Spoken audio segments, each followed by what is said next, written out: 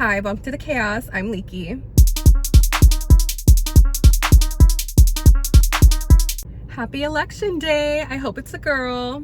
So today I wanted to read to you one of the chapters from my book. On Halloween, I had posted a video about, loving your body and really caring for it. And I was really open about my battle with body dysmorphia. And I had mentioned that I had wrote about it in my book. And I would actually like to read that to you. This spoken word is called The Mirror. And I wrote this, I originally wrote this, I believe, in 2022. April of 2022. And honestly, for as long as I can remember, I struggled with finding that balance when it comes to my weight and losing weight. I think I was about maybe 9 years old when I was fully conscious and aware that I was overweight. I was a chunkier kid and I was a lot bigger than other kids my age. And I have this specific memory when I was like 9-10 years old and I was thrifting with my grandma and she was buying me clothes and she kept talking about my size to people, and she was talking to the cashier saying like, oh yeah, she's only like 9-10 and she's already this big, she's so big. And it hurt my feelings. And I started getting really self-conscious at that young age.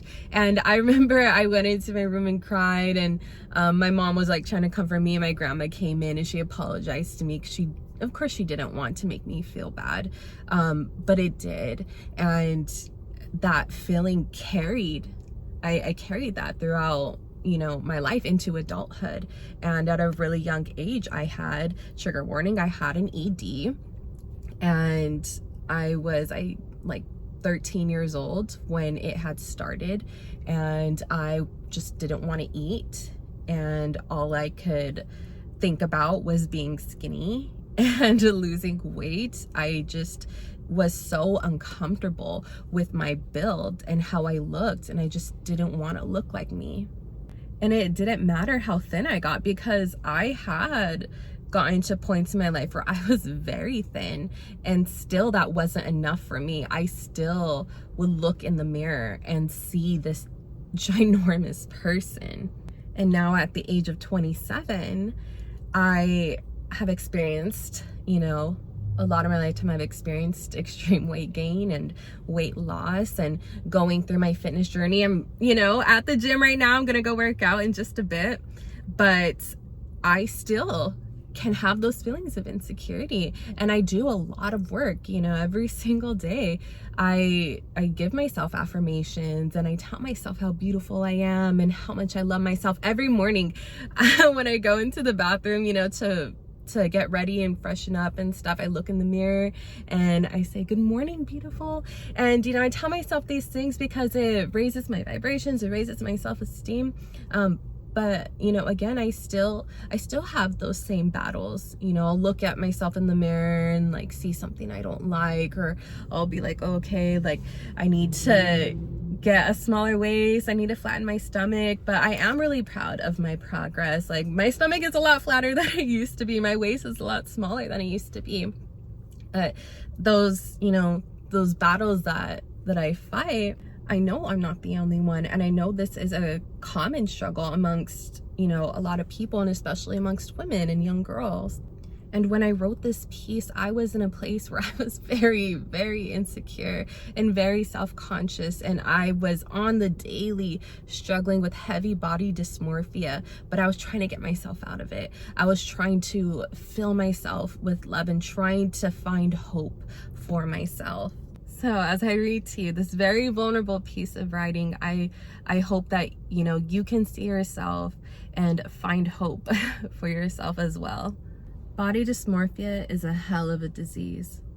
I lost 45 pounds and feel so awkward about it.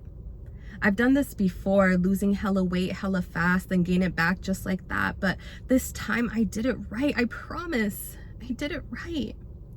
My intentions, they changed, so why did my brain stay the same?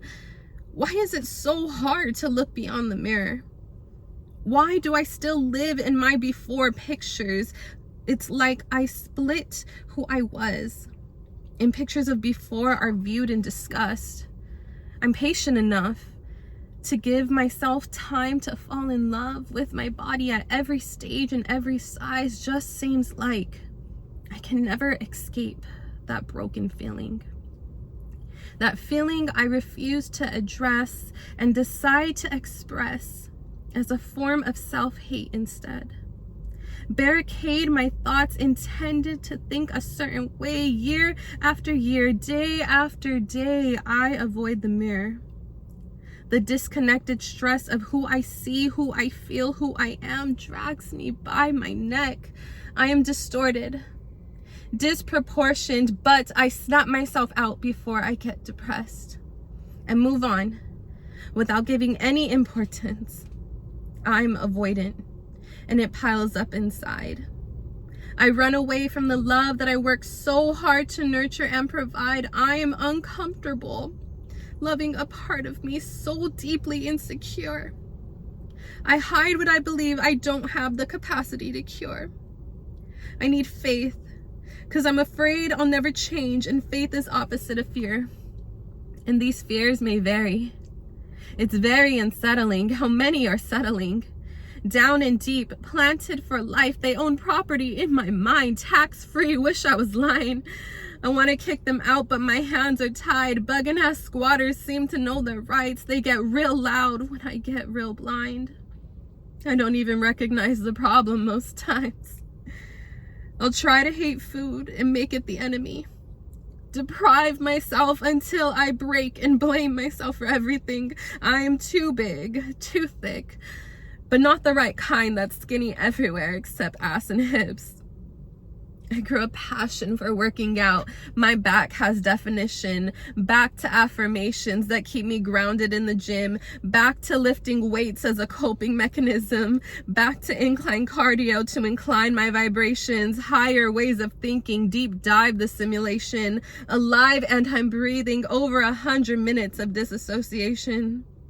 Disassociated with lingering issues can be complicated. Scared to eat what I want because I'm afraid I'll overdo it. Count every pound, every ounce. Fluctuations have me ruined. I work so hard just to be healthy. I started this journey for that exactly. No other motives. I wanted balance. So why the fuck do I still feel damaged? Baggage overturning the scales, paying extra fees if I don't empty out. The panic of not feeling good about myself, not good enough, and self-doubt screaming and pleading just to be felt. Too many thoughts to think about. I'd rather think than feel. It's easier to derail.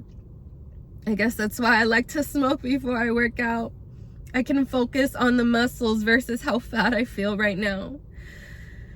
I can focus on my breathing, lift me up, then calm me down. I love myself deeply. It's just my mind that has a sickness.